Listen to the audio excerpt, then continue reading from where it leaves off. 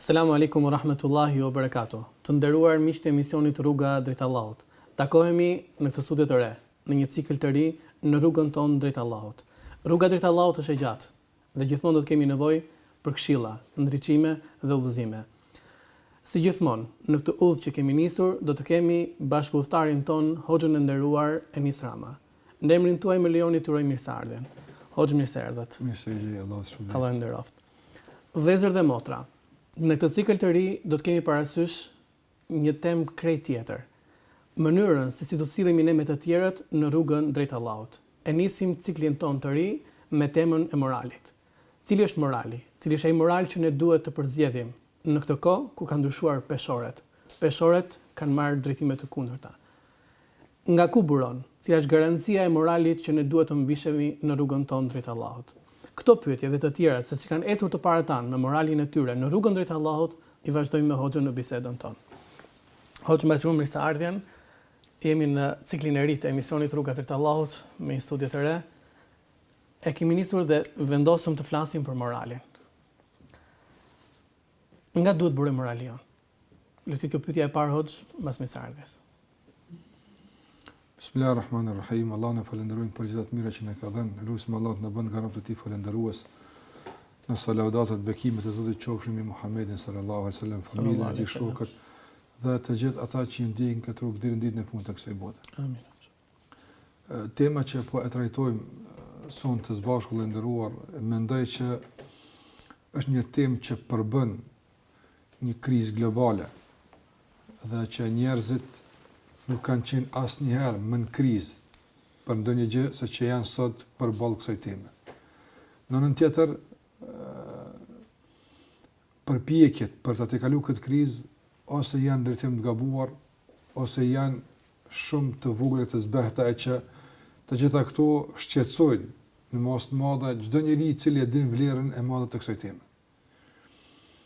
Janë munduar në të kaluarën edhe sot ka studime të filozofëve, sociologëve, madje edhe të tjerëve me profile të ndryshme që ta trajtojnë këtë temë dhe të mundojnë që ta lidhin me jetën e njeriut, burimet, definicionet, rëndësinë e kështu me radhë.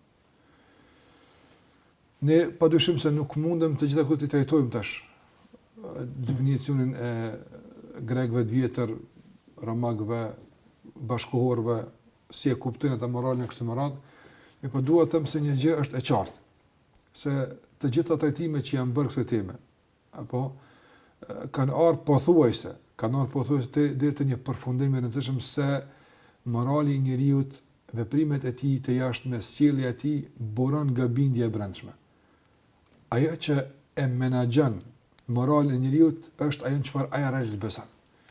Prandaj, për aq sa më e fuqishme është ndjenja e besimit të tij, dhe për aq sa më në kontroll e ka njeriu besimi i tij, për aq edhe do të jetë në rregull morali i tij. Dhe në jashtme buron nga e brendshme. Gjithsesi. Ky është një rregull i përgjithshëm i të gjithëve që mësojnë sot nëpër shkolla, nëpër fakultete kudo qofshin.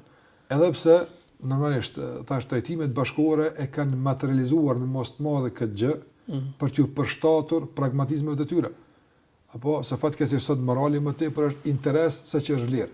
Sepse jo çdo kush na i sill kështu, po ata që janë interesuar për moralin e kanë sill kështu. Si interes më tepër. Po. Prandaj edhe sot për shembull ne kur flasim për moralin, zakonisht na sillen shembuj nga bota perëndimore, sa ata për shembull e mbajnë fjalën, ata janë të kujdesshëm në sjelljet e tyre, ata për shembull e kryjnë punën si duhet, ndërsa muslimanët nuk dalin fjalë, do të thotë mundohet na imponojnë si shembull. Mirë po, në qoftë se thellohemi më tepër në analiza për burimin e kësaj sjellje, atëra këtu do të shfaqen shumë defekte. Nga se morali që sot prezantohet nga bota perëndimore nuk është i qëndrueshëm. Dhe nuk mund të jetë i qëndrueshëm. Nuk është garantues dhe nuk mund të jetë karburant i mjaftueshëm për kulturën dhe civilizimin e tyre. Nga se një kulturë civilizim e mban moralin e tij. Për aq sa është i fuqishëm dhe prezant në atë kulturë dhe atë civilizim. Andaj në momentin kur ne studiojmë pse një njeri i perëndimit apo kur do qoftë tjetër është kaq i sjellshëm, ne duhet ta kërkojmë dy rrafshe. Ose është i motivuar nga besimi, e që këtë nuk e gjejmë, nga se ne kemi një dezertim kolektiv nga bota perëndimore që zhveshet nga vlerat e besimit, atë nuk është besim, ose një rregull jetësor që ta kanë kuptuar, se është ligj i Zotit. Nuk mund të shkoj jeta përpara. Nuk mund të gëzoj bukurinë e kësaj jete nëse nuk jemi të moralshëm. Atëherë ajo që e motivon moralin është interesi për të jetuar më mirë, jo bindja se duhet të jetuar kështu. Në momentin kur të tjerët për shembull e zbulojnë se mund të jetohet pa moral, në automatizëm kalojnë atje. Po. Nga se këtë e bëjmë për shkak vetëm të një kuptimi pragmatik të ngushtë të interesit të caktuar. A është ky edhe njëjtë tek Islami? Padyshim se jo. Muslimani nuk është i sjellshëm, as nuk është i moralshëm, sipas kuptimit pragmatik, për interes të caktuar. Jo, por këtë i imponon besimin në Zotin që e ka besuar. Burimi jonë është besimin në Allah azza wa jalla. Andaj sa hadithe pejgamberit sa thotë, la yu'minu ahadukum hatta yuhibba li akhihi ma yuhibbu li nafsihi. Nuk ka besuar askush për juve derisa mos t'ia doj vllaut të tij atë që do vetes së vet. Shikoj ka lidh. Men kana yu'minu billahi wal yawmil akhir falyukrim dayfa. Kush beson Allahun ditën e gjykimit, le të respektojmë fuqinë e tij. Andaj për aq sa është prezant fuqia e besimit në zemrën tonë, për aq edhe reflekton moral. Pavarësisht a përfitojmë diç pastaj nga interesi i botë apo nuk përfitojmë, kjo është e rëndësishme për neve. Nga se morali është vlerë e ndërlidhur me besimin tonë. E nuk është interesi i caktuar që ne përfitojmë prej tij dhe në momentin kur nuk përfitojmë zhveshemi nga morali. Prandaj këtu edhe vret qëndrueshmëria e moralit në Islam dhe jo stabiliteti dhe jo qëndrueshmëria e moralit tek të tjerët që nuk buron nga besimi, por buron nga interesi dhe pragmatizmi. Atëherë ta qartësojmë më shumë hoc. Dallimin që do kemi thënë duke u thelluar më shumë ke burimi jon dhe garancia e këtij burimi për moralet që ne përcjellim dhe kemi sot si besimtar ose duhet të kemi më mirë të them. Ke burimi, than profeti jon sallallahu alaihi wasallam. Çfarë garancie kemi që nga ky burim, po nga shpalla hyjnore, që e kemi burimin e pastër dhe të sigurt dhe të garantuar? Këtu kur flasim për burimin, duhet kemi parasysh dy gjëra. Burimin që mund të jetë sinonim i motivit dhe stimulimit, e që është besimi në Allahun xhallahu ala, dhe burimin që kemi për qëllim modelin. Apo. Andaj burim i moralit ton në kuptim të motivimit, stimulimit, qëndrueshmërisë, çfarë e mon një besimtar stabil në rrugën e moralit, besimi i tij në Allah.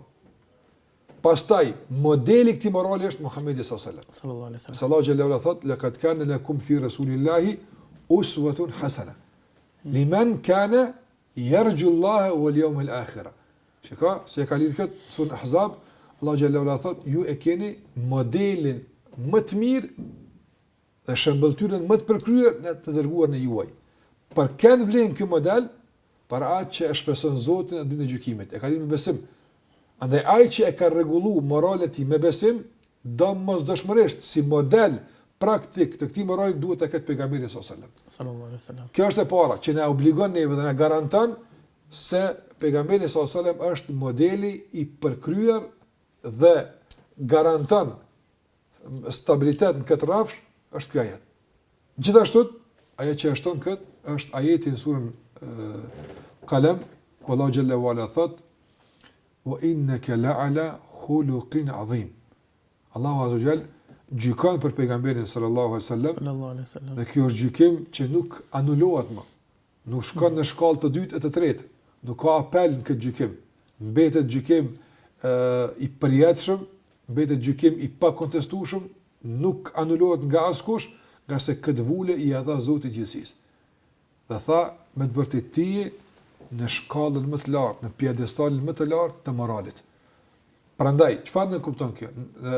Në shkallën më të lartë mund të ketë modele tjera, apo që deri diku janë ngjitur në shkallën e parë në dytë, por që nuk kanë pasur të ngjiten deri në fund të majës së kësaj piramide. Andaj i vetmi që ka arritur ta kompleton moralin nga të gjitha anët dhe të shërben si model i përkryer dhe komplet për të gjithë njerëzit, të gjithë aspektet e moralit, është Muhamedi sallallahu alaihi wasallam. Sallallahu alaihi wasallam. Atë me këtë garanci hyjnore që profeti sallallahu alaihi wasallam ka moralin më të lartë, ku bota sot më shumë se çdo ne si musliman kemi nevojë për të model. Garancia që zakonisht na vjen themi që nëse themi që ky person është shumë i mirë, mundet që ky person mbas kësaj dëshmie mos t'i përmbahet kësaj mirësie ose kësaj cilësie apo këtij garanci që kemi dhënë. Ndodh kjo në modelin ton? Pejgamberi sallallahu alaihi wasallam thotë ka qenë shembull sa ishte i gjallë dhe çdo veprim i tij që e bënte me njerëzit kontrollohej dhe monitorohej nga Zoti i gjithësisë. Edhe nganjëherë kur ndodhte që të shfaqet ndonjë anë njerëzore tek pejgamberi sallallahu alaihi wasallam, se ishte njeri, e që mund të mos përputhej plotësisht me modelin që kërkohej tetaj, e qortonte Zoti më një herë. Abasa wa tawalla an ja'ahu al-a'ma. Apo sikur se qortoi Allahu xhallahu ala pejgamberin sallallahu alaihi wasallam se nuk është darë të sillesh me të verbtin këtë mënyrë. Kur erdhi një verb ta pyet deshë të dërguarin sallallahu alaihi wasallam, dhe ai ishte i angazhuar me thirrjen e Kurajshve, elitën e Kurajshve. Dhe pejgamberi sallallahu alaihi wasallam kishte frikë se po u zhvendos nga ky muhabet që të jepte përgjigje këtij të verbrit, ata do të iknin. Dhe ishte vetëm dëshira që ata të ktheheshin, jo për të nënçmuar kët. Megjithatë Allahu xhallahu ala tha ktheu nga ky. Qase ky është i pastër. Ky duhet të jetë ai që është në qendër të vëmendjes së ndër. Andaj edhe atë sa ishte i gjallë, Allahu xhallahu ala e plotson të moralin e pejgamberit sallallahu alajhi wasallam derisa me të vërtetë në çdo aspekt ishte model. Pas dikës së pejgamberit sallallahu alajhi wasallam, mbeti jeta e tij libër e hapur, apo që njerëzit gjithmonë kanë mundësi të lexojnë këtë libër. Jeta e asnjë njeriu në botë, dhe ne e sfidojmë. Çdo kanë mbi faqen e tokës. Jeta e asnjë njeriu në tokë, kushdo qoftë ai, nuk është libër i hapur për njerëzit. Njerëzit dinë disa faqe nga jeta e tij, shumë faqe të tjera janë të mbyllura. S'ke çastë dhe nuk din. Njeriu i vetëm që është transmetuar dhe është përcjell dhe është vëzhgu e tërë jeta e tij, madje edhe intimiteti privat familjar, është Muhamedi sallallahu alaihi wasallam. Dhe me gjithë këtë hapje të këtij libri, ende mbetet sfidë për të gjithë që të gjejnë një veprim të pejgamberit sallallahu alaihi wasallam e që nuk përputhet me standardet globale të njerëzimit në rrafshin e moralit. Nuk mund gjejnë. Ata mund të jenë tendencioz, apo që të shpifin, apo që të keq interpretojnë, por nëse hapen debate, apo që ndërtohen në rregulla të caktuara të debatit, nuk mund të gjendet asnjë thërmi që mund të jetë njoll në moralin e pejgamberit sallallahu alajhi wasallam. Te Allahu xhallahu ala kur thot për të se ai është në këtë shkallë të moralit, ai atje mbetet. Nga se këtë gjykim nuk e ka dhënë ai që nuk din. Nuk e ka dhënë ai që nuk sheh. Nuk e ka dhënë ai që nuk njeh, por e ka dhënë ai i cili din çdo gjë. I njeh të gjithë, din atë çfarë ka ndodhur, dhe din atë çfarë po ndodh, dhe din atë që do të ndodh. Të gjithë që do të shfaqen pas Muhamedit sallallahu alajhi wasallam i din Allahu azza wa jall. Prandaj Allahu xhallahu ala nuk kontestohet vendimi i tij. Sikurse Allahu xhallahu ala thot: "Ma yubaddalu al-qawlu ladayya wa ma ana bidhallamin lil-abid." Shikoj, unë nuk e ndroj fjalën. Por fakti që nuk e ndroj fjalën qëndrimin, nuk do të thotë se i bëj dikujt padrejti. Ne mundim nganjëherë për shembull të marrim qendrim. Dhe nuk e ndroj. Por qëndrimi jam në këtë fjalë mund të bën padrejti. Allahu xhallahu ala thot nuk e ndryshoj fjalën kur gjykoj për dikën se është i mirë, mbet i mirë, dhe ky gjykim nuk është në llogaritë askujt tjetër, nuk i bëj padrejti askujt. Prandaj Allahu kur thotë se është në shkallën më të lartë të moralit, pejgamberi sallallahu alajhi wasallam, dhe ai është modeli jon. Në këtë drejtim ai kështu mbetet. Dhe kjo është garancë se nuk mund të shfaqet pas tij asnjë alternativë tjetër që mund të zëvendësoj këtë model që ne jemi të obliguar të ndjekim në këtë rrafsh, në gjitha rrafshet tjera që Zoti xhallahu na ka obliguar. Atëre me këtë model të përsosur që ne kemi me garanci dhe ruajtje nga i Madhi Zot. Ne vim ke një ajet kuranor hoxh ku Allahu na ka thënë dhe mos i pastroni vetët tuaja. Është dallim ne thrasim moral të mirë. Pse s'do t'i pastrojmë vetët tona? Ne thrasim moralin e mirë që kanë vurimin Kur'anin dhe Sunetin. Ky ajet, po edhe kjo është pjesë e rëndësishme që ta kuptojmë vetë moralin. Ne deri më tani me duke fol për pjesën teorike të versionit apo të kodeksit moral që Islami ja ofron njerëzimit. Dhe themi se besimi në Allahun azza wa jall si burim dhe motiv dhe stimulim, ndërsa si model pejgamberi sallallahu alaihi wasallam. Dhe kjo mbetet pa kontestueshme. Dhe kjo mbet e pandryshueshme. Dhe ne sfidojmë, dhe sfida mbetet e gjallë që të kontestohet kjo dhe ende nuk mund të kontestohet. Ndërsa, kur të kalojmë në anën tjetër të rrugës, tash bëhet fjalë për muslimanat, jo për islamin. Bëhet fjalë për bardhësit e këtij modeli. Për prezantues të këtij modeli të këtyret, e këtu mund të ndodhin lëshime, mund të ndodhin gabime, mund të ndodhin keq interpretime, mund të ndodh atë që e njollos i marrë në islam, gjitha mund të ndodhin. Andaj pejgamberi s.a.s. është në kulmin e moralit. Por ju si musliman, me deklaratën e juaj vetëm se Muhammed Rasulullah, se dëshmoni se Muhammed është dërguar i Allahut, nuk duhet mjaftoheni me kaq se edhe ju jeni në këtë shkallë. Ja. Por kjo është një rrugë që duhet ta ndiqni një mund dhe investim i vazhdueshëm për përmirësimin e vetes juaj.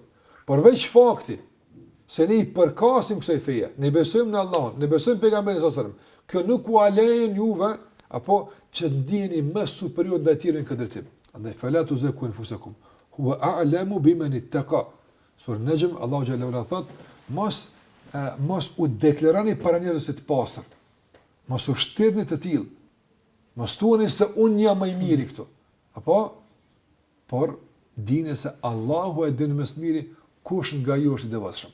Dhe kjo në qartëson është një thirrje. Është një thirrje e vazhdueshme nga Zoti i gjithësisë se ne si musliman nuk kemi të drejtë ta përdorim këtë aspekt teorik, madje edhe praktik të pejgamberit sallallahu alajhi wasallam, nuk lejohet që ta përdorim si reklam. Nuk lejohet ta përdorim si një flamur që e ngrisim lart, ndërsa bardhët e këtij flamuri nuk janë të denjë për ta bardhur këtë flamur. Andaj ju si muslimanë keni për obligim edhe ju njëjtë që madje ju jeni të parë që thirreni që ti përshtateni këtij modeli që Allahu xhallahu ala u obligon juve. Këta njerëz që shoqëruan profetin tonë sa se këtë model u bën të mëdhenj në kohët e tyre, se ishin shokët e tij sallallahu alajhi wasallam dhe e ndoqën dhe e kuptuan më mirë. Por çdo profet ka sjell moral hoc me shokët e tij. Profeti jon ka sjell të njëjtin moral apo ka sjell diçka plus? Çdo pejgamber i Allahut azza xal, domethënë pejgamberët e Allahut përgjithsisht kanë pas gjëra të përbashkëta dhe kanë pas gjëra që kanë dalluar mes vete. Besimi ka qenë i përbashkët dhe morali ka qenë i përbashkët. Ndërsa dispozitat dhe rregullat e caktuara juridike kanë dalluar mes tyre. Ka pas mundësi që të një pejgamber diçka të lejuar, të tjetri të ndaluar, apo diçka një pejgamber të tjetër veprim i caktuar obligativ, të tjetri mos obligativ, këtu kanë dalluar. Ndërsa në rrafshin e besimit në Allahun azza xal dhe në rrafshin e vlerave të përgjithshme të moralit. Vlerat të përgjithshme të moralit kanë qenë unik. Të asnjë pejgamber gënjeshtras ka qenë lejuar. Gjithmonë ka qenë antivlerë. Të asnjë pejgamber nuk ka qenë për shembull bujaria e qortuar. Tek gjithë ka qenë lavdruar dhe kërkuar. A kupton? Ndaj vlerat e përgjithshme të moralit kanë qenë të gjithë unik. Pastaj popujt e pejgamberëve kanë marrë këtë mësim, këtë moral nga pejgamberët e tyre, por nuk e kanë përcjellur komplet se kanë marrë. Ka shku duke u zbe. Për shembull, e kanë marrë bujarin, por pastaj kanë cunguar. E kanë përshtatur me teket traditat e tyre kështu më radh. Andaj ka pas tradit, ka pas duhet bujari, ka pas dëshmëri, ka pas mikpritje, por ju e kompletuar. Ju nga gjithanë dhe kompletuar. Andaj ka ardhur pejgamberi sallallahu alaihi wasallam që tër ajo trashëgimi e pejgamberëve e cunguar, e munguar, e keq interpretuar apo e pa plotësuar, ka ardhur pejgamberi sallallahu alaihi wasallam që ta aprovon bazën dhe t'i plotëson finesat. T'i plotëson që të prezanton në formë më të bukur. Prandaj dikush mund të thotë, po në Islam, po, edhe Muhamedi sallallahu alaihi wasallam thotë bujari, po ja dhe fillon filozofia bujari. Ne themi se kjo është termi i përgjithshëm. Po u futëm detalet dhe shumë dallimet. Detalet, nga se mund, për shembull, ne mund të jemi para dy pajisjeve. E kemi këtë pajisje dhe kemi një tjetër. Në aspektin e jashtëm janë të njëjta. Edhe në aspektin e funksionit janë të njëjta. Që kjo ka një funksion e ka tjetër funksion njëjtën. Mirë po.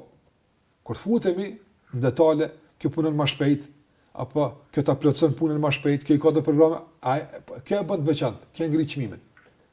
Në nganjë njerëz tu gabojnë dhe thonë se të gjithë filozofët, edhe profetët kanë thënë bujari, jo, nuk kanë thirrë gjithnjë. Në term përgjithshëm po. Për shembull sot, a është drejtësia vlerë? Po.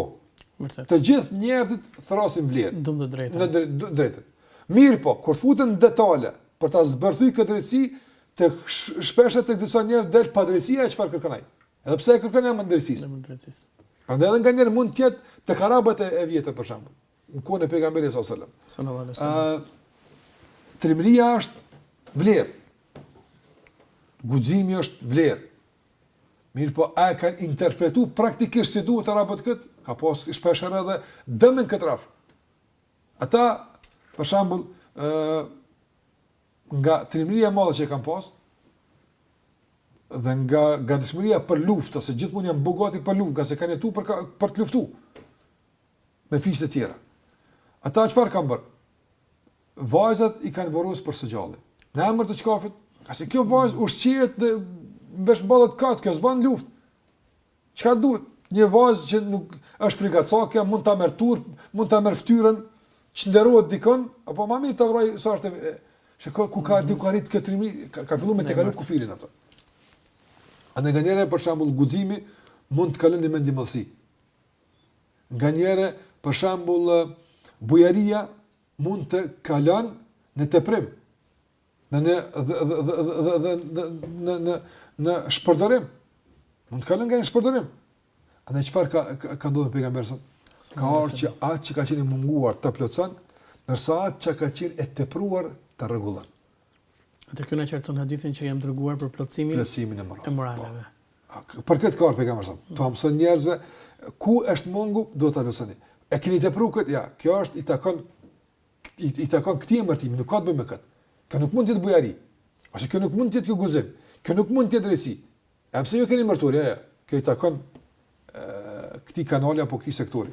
Andaj kjo është ajo që e bën misionin e pejgamberit të pasvendësueshëm. Sa askur s'ka kështu. Askur s'ka bërë këtë. Ja, askur s'ka bërë kështu.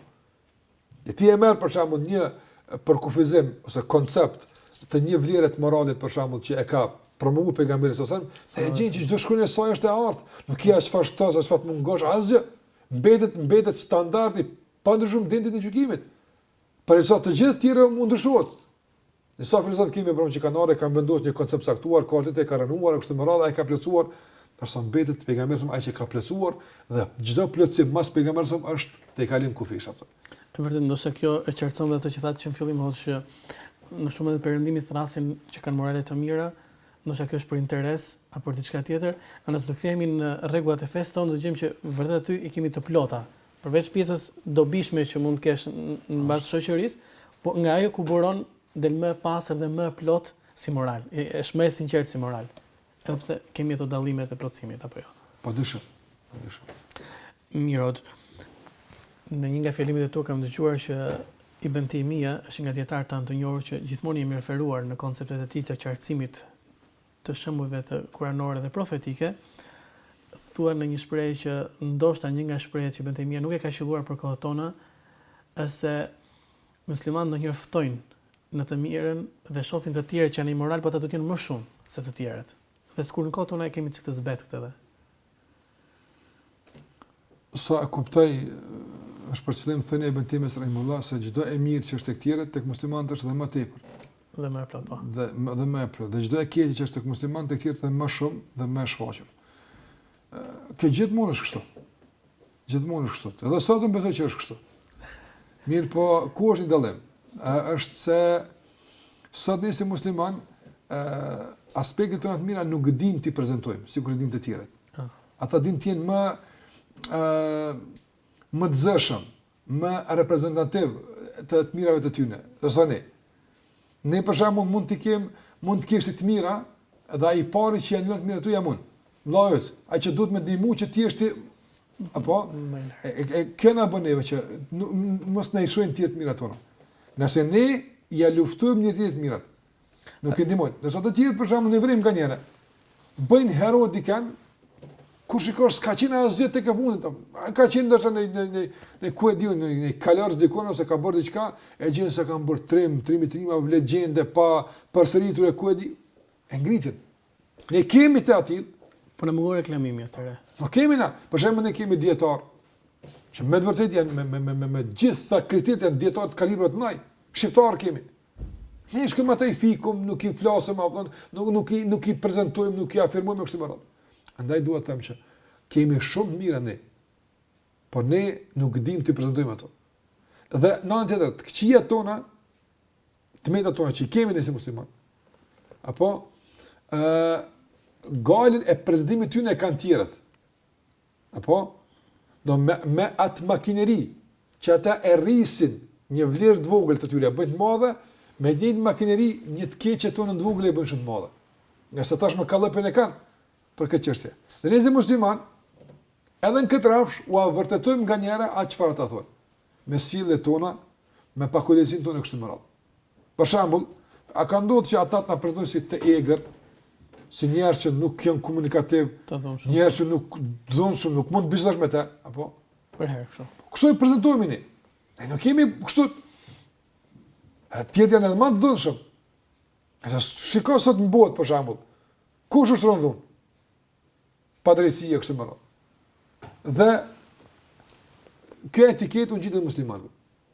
Pastaj vjen një provokim ansor, është karam që dëshohet përmes tij të vërtetohet ajo që është gatuar vite me radhë. Se ne jemi kështu. Vjen një provokim për shembull për Muhamedit sallallahu alaihi wasallam. Dhe një film i caktuar, a çfarë bën musliman? Dalin djegin. Në shumicën e vendeve për shembull, djegin çfarë djegin? Djegin pasurinë e tyre. Dyqanet e muslimanëve thehen. Nuk asnjë protesta të dëshme nuk kanë perëndim. Për shembull, themi se u kanë thyer dyq, pse nuk bën këtë ndodh as atje. Është ndaluar. Por po flasim nga një aspekt logjik. Çfarë faji ka një tregtar musliman i cili ka qelluar dyqanin e tij në vend e përdorur, pse djegët dyqanin e tij? Dhe na e dëmtojmë veten tonë. Pastaj, policia që del me majtëranin është policia jona. E këtij vani, luftojnë mes veti, me vendin tonë, me shtetin tonë, për diçka që se kemi bu asnjë as ata. E ka bu këti kurset. Dhe pastaj vijnë fotot. Shiko çfarë bëjnë ata. Shiko si digin këta. Apo ata duhet të mëse të tjerët din me mjeshtri të rregullojnë çështjet e tyre. Po, ana nuk dim ta bëjmë këtë. Dhe tash ne si po thuaj se vim dhe jo realisht. Ka se fjala e Bantemi sallallahu është më vërtet e artë, pa ndëshueshme. Nuk ka gabuar këtë për kufizim, nga se është dëshmuar kjo. Saksia e këtij përfundimi. Mi po ne me këtë pakujdesi apo e përgreshtojmë Bantemin, themi nuk është ashtu. Nga se ne kemi më shumë të këqija se të tjerët. Jo që realisht është kështu. Po mungesa e menaxhimit në këtë drejtim na bën që të dalim të kundërtën e asaj që ka thënë Bantemi rahimullah. Atëherë me dëshminë e Bantemis dhe me përgjegjësinë që ndoshta me këtë fjalën tonë Hoxh, përgjegjësia bie më tepër mbi ne sot, qoftë nga këto vende, qoftë në mjet ekranit, të qartësojmë dhe më shumë për të stimuluar gjithë besimtarët që na dëgjojnë dhe ata që s'na dëgjojnë, por nëpërmjet këtyre vlerave morale që ne kemi nga shembulli më i mirë, nga modeli më i mirë. Ne kemi përsëri pjesën e dytë Hoxh, mbasi të shkputemi në hapësirë të shkurtër, le të shohim disa opinione të njerëzve në konceptet e tyre të moralit. Siç thamë në fillim, peshorët kanë ndryshuar anët dhe të shohim se ata konceptojnë moralet sot. Të nderuar miq, menjëherë mbasi të ndjekim disa opinione mbi konceptin e moralit, kthehemi përsëri në studio për të vazhduar pjesën e dytë. Dëgjojmë që flitet për herë sot, moralet e larta do të kemi morale. Por para se themi të thënë ç'është morali për ty? Morali është sjellja e njerëzit dhe mënyra e jetesës së tij. Moral kuptojmë shumë gjëra. Si do sillesh në jetë, si do sillesh në çdo moment të jetës tate. Atëherë ti mendon që morali është gjithjeta jote? Do të thënë gjithë jetës më thënë morali. Po. Mirë. Njerëzit a duhet të jenë të gjithë me të njëjtin moral? Po. Unë nuk besoj se ka shumë llojshmëri moralesh. Një moral është, s'ka kuptim të ketë 2-3 morale, njerëzit do jenë çogordum. Realiteti sot tregon se ka shumë morale apo jo? Po. kjo për fat keq po, sepse edhe burimi nga të cilën janë marrin burime të gabuara për të ndjekur moralin. Burimi më i saktë është ajo e Islamit. Ti për ty si musliman, burimi i moralit do të buroj nga hyjnorja apo merret nga njerëzit? Nga hyjnorja. Nuk ka mundësi që të merret nga njerëzit. S'ka hiç tolerancë? Varet çka kupton për tolerancë. A mund marrim çik moralet nga njerëzit shumë më apo direkt burimi nga hyjnorja? Po hyjnorja është ajo që rregullon dhe njerëzit. E kupton? Hyjnorja është diçka më e madhe se sa ke njerëzit. Ke njerëzit si ta kuptosh. Çdo njeri e kupton moralin në mënyrë të vet, nuk mund të arrijmë ne të marrim nga të tjerët. Duke marrë nga hyjnorja, atëherë del vetë që një drejtim është ajo ku merret morali. Allahu shpëlboft. Allahu shpëlboft në juve. Dëgjojmë se të gjithë flasin dhe thërrasin për moralin, për moralet e larta. Ç'është për ty koncepti i moralit? Morali është sjellja e njeriu, edukata e tij. Ky është morali.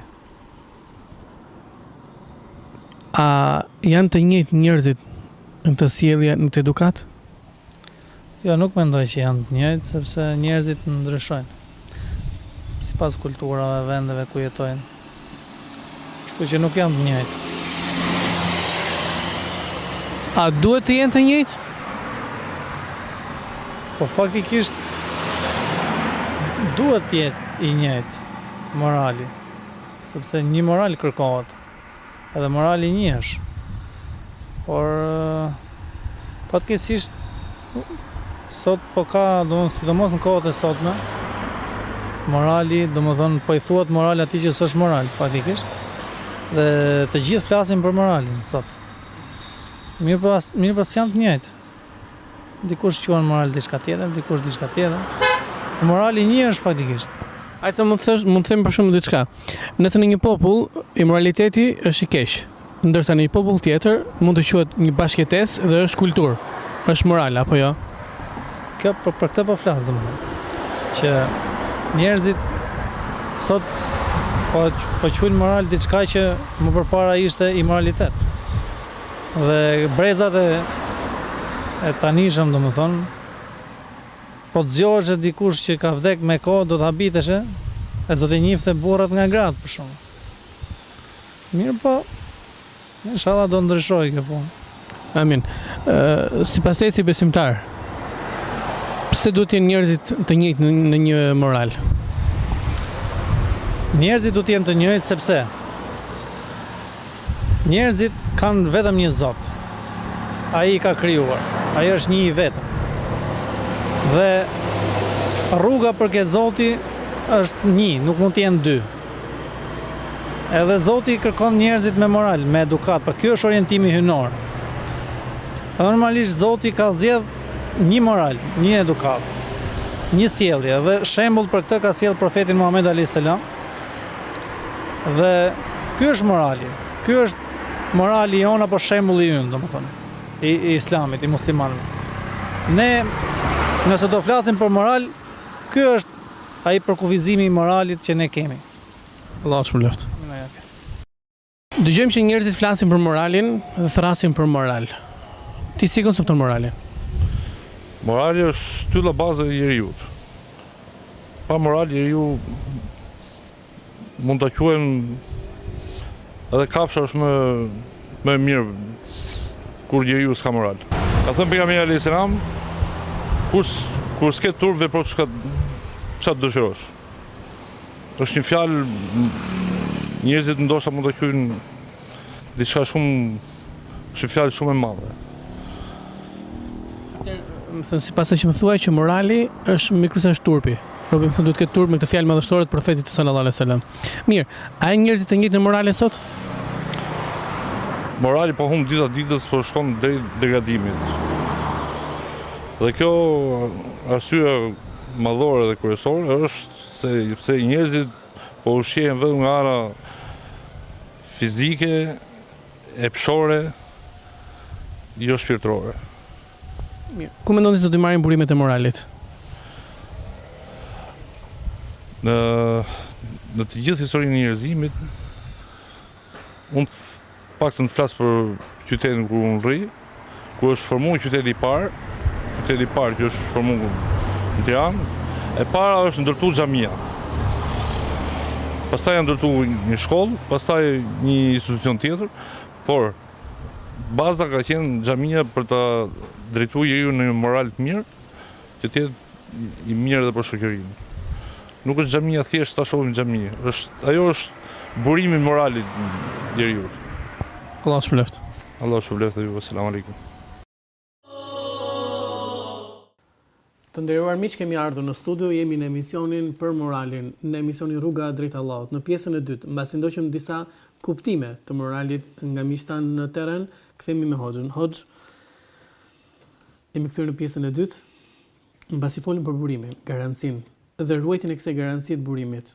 E përfunduam me thënien e Ibn Taymijes, dhe i dham një lloj përgjegjësie më të madhe ngelet juve Hoxh dhe hoxhallarët në përgjithësi, në reklamojnë më fort, në nxisin, në stimulojnë për të nveshur me të morale.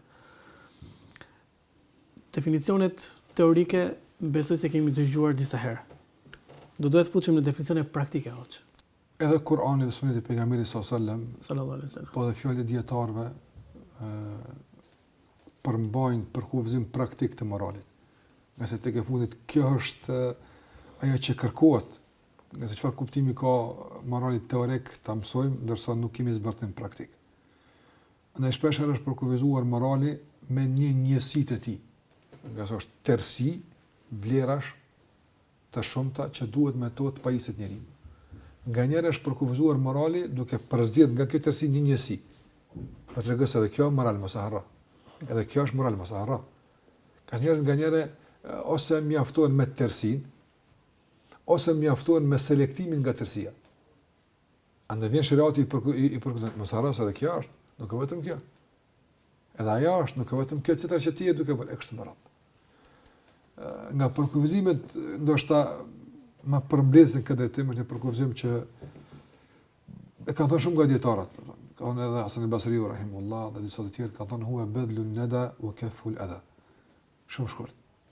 Apo badlun nada është shpenzimi i mundit për të bërë mirë apo dhe të përmbajtur nga çdo dëmtim ndaj tjerëve. Të japësh mundin që të bësh tjerë mirë, për të bërë mirë. Për të bërë mirë. Kjo për të bërë mirë, përmbledh, më thënë bëj mirë mos bëj keq. Çdo gjë që është e mirë. Madje ka përkufizim që kanë thonë apo për moralin e mirë ka thonë se është një disponim fytyrë që duket për te, një buzëqeshje që ja drejton dikujt. Apo ndoshta një fjalë e mirë që e ja thua dikujt mund të jetë shpesh herë shumë dobëpruese. Andaj të bësh mirë dhe mos të bësh keq. Këto mund të jenë apo të dyja në funksion, apo spaku le të jetë njëra në funksion. Çfarë nuk kupton? Nganjëra e kërkuar nga unë që të bëj mirë dhe mos të bëj keq. Këto janë dy binar mbi të cilën ecë morali i besimtarit. Por nganjëherë nuk mund të bëj mirë. Nuk kam mundësi të bëj mirë dikujt. I themi spaku mos e dëmto. Edhe kjo është moral. Këtë mundesh. Edhe kjo, këtë mundesh. Nëse s'kemi mundësi të bëjmë mirë filanit, nuk kemi të ndihmojmë, spaku mos bëjmë dëm. Nëse nuk kemi mundësi të bashkojmë njerëzit, spaku mos t'i përçojmë. Nëse nuk kemi mundësi të gëzojmë njerëzit, spaku mos t'i mërzitim. Nëse s'kemi mundësi materialisht të ndihmojmë, spaku mos t'i dëmtojmë materialisht. Nëse s'kemi mundësi të kontribuojmë në një aspekt, spaku mos t'i dekurajojmë ata që kontribuojnë. Sa kanë diku për shembull bën mirë dikujt. Ti s'ke mundësi me ndihmë ti. Po thua edhe i thua, shkon aty, nuk di pse ndihmon ti kaq shumë, nuk di pse ti vepron kështu. Deri kur? Pse vetë ti më ulodh? Pse dukuran kët? Nëse s'ke mundësi të bësh pjesë e mirë, pse dukuran ti kanë që të largohet nga e mira? Ana gjitha këto janë pjesë përbërëse të kuptimit të moralit në Islam. Edhe pse thash, Islami do të thotë në mekanizma që i përdor për instalimin e moralit tek besimtari i bën këtë kuptim. E bën duke stimuluar dhe inkurajuar dhe bën duke kërcënuar dhe friksuar nga dënimi. Andaj, bëje këtë e ki këtë shpërblim, këtë shpërblim, këtë shpërblim. Dhe këta kanë pjesës së parë bën mirë. Në anën tjetër, nuk është vetëm largon nga keqja, po nëse e bën të pret kjo, të kërcënon. Andaj shiko, definicioni si përputhet me mekanizmat që i shërbejnë zbërthimit praktik të këtij definicioni. Nga këto të gjitha hoxh, pse nuk ka çat të përzgjedhim, ndoshta më thënë se po do të diçka që mund të përzgjidhje ajo që mendon se na bën më tepër në dobi, po veçohemi nga të tjerë në rinia sot, në Kosovë, në Shqipëri, kudo, në lidhje morali, me këto që shohim rreth rrotull, me këto sprova deri diku në këto ditë vere, në këto ditë se sapo ka kaluar dhe muaji madhruar Ramazanit. Me çfarë mund të jepi një përmbledhje për moralin ton në fund të këtij emisioni? Unë i ftoj të gjithë besimtarët dhe besimtarët, ftoj të gjithë që të jenë dëshmitar të denjë të dërguarit të tyre, Muhammedi sallallahu alaihi wasallam. Sallallahu alaihi wasallam. Pejgamberi sallallahu alaihi wasallam është lodhur, është raskapitur, është përgjakur që njerëzit tua prezantojnë moralin e duhur që duhet ata ta ndjekin. Ka mbetur me net pa fjet, ka mbetur me ditë i uritur vetëm për këtë. Bu'ithtu li utammima makarim al-akhlaq. Jam dërguar që njerëzve tua plotësoj vlerat e moralit. E pjesë e misionit të tij, të dërgimit të tij ka qenë vuajtja, persekutimi, dhuna, ndjekja, lodhja, uria, etja, plagosja, gjitha këto kanë qenë. Nëse ai është lodh, a nuk është torr për neve të rënojmë mundin e tij për shkak të papërgjegjësisë tonë dhe jo korrekcisë tonë? Ne çdo musliman duhet nga ky kënd shikon. Ai ka ndërtuar diç me mund. Dhe të vish ti e unë e ai me papëri të rënojmë, nuk mund të rënojmë punën e tij realisht. Por në momentin kur njerëzit apo e gjykojnë pejgamberin sallallahu alajhi wasallam përmes neve, ku me të mundi ti? Ai është munduar që të jetë model për njerëzit, nga se kështu Allah e ka dërguar. Dhe ne me veprat tona jo korrekte dhe papërgjësi e largojmë pejgamberin sallallahu alajhi wasallam nga njerëzit. Dorsa ai për këtë është munduar. Dhe mendoj se kjo është përgjegjësia e madhe që çdo kush për neve bardh me supin e tij. Kjo është e para. Dhe e dyta që duhet veçën nga tërë kjo duhet të them se në qoftë se morali është i lidhur me besimin, nga se thamë ne kështu e lidhëm si musliman, apo? Nuk ka dallim morali dhe në besimin. Nuk ka dallim. Madje morali është zbërthim praktik i besimit tonë. A nuk është nënçmim për besimin që e kemi, në qoftë se dëshmitari i tjerë sjellja jon? Para mëna, na besojmë në Allahun Azza wa Jall dhe mburremi me këtë besim, se kemi besim më të pastër. Mburremi se besojmë në Allahun një të vetmin, pa shoq, pa rival, pa fëmijë, pa gru, pa asnjë të met. Dhe mburremi me këtë. Dhe kur dëshojmë tua dëshojmë të tjerëve saksinë e besimit, këtë e bëjmë përmes sjelljeve tona. A janë sjelljet tona, a është morali jon dëshmitar i denjë për besimin ton? Edhe këtu duhet të vëdësohemi. Para mendoj për shembull, vallahi në qoftë një qeveri përzgjedh një zëdhënës. Apo dhe ai zëdhënës sa duhet del para mediave për të kumtuar vendimet e qeverisë, ai qorton ato vendime sikur të opozit. A mbajnë zëdhënës? Ka mbajnë për ne e largojnë ti këtu nuk e dal me kritikun neve. Ti këtu ke dal tu akumtosh njerëzve qëndrimet tona. Andaj ne nga njëre me sillet tona, sillemi si timi opozit e besimit. Unë besoj kështu, por kjo që besoj është gabim, nga se kështu duhet të jetë. Nuk ka rregull. Duhet që sjellja jon, morali jon të jenë dëshmitar dhe zëdhënës të denjë të besimit ton, të qeverisë që është në zemrën tonë, e që është besimi. Këtu është qeveri që qeverisë besimin Allah xhala xhelalu. Ai që na udhëheq, zëdhënësi i kësaj qeverie të brendshme është morali jon. Andretet një zëdhënës i cili na prezanton më dritoze dhe që me këtë për dritoz e vlerësojmë, e çmojmë dhe e ruajmë kontributin dhe mundin e Muhamedit sallallahu alaihi wasallam. Sallallahu alaihi wasallam.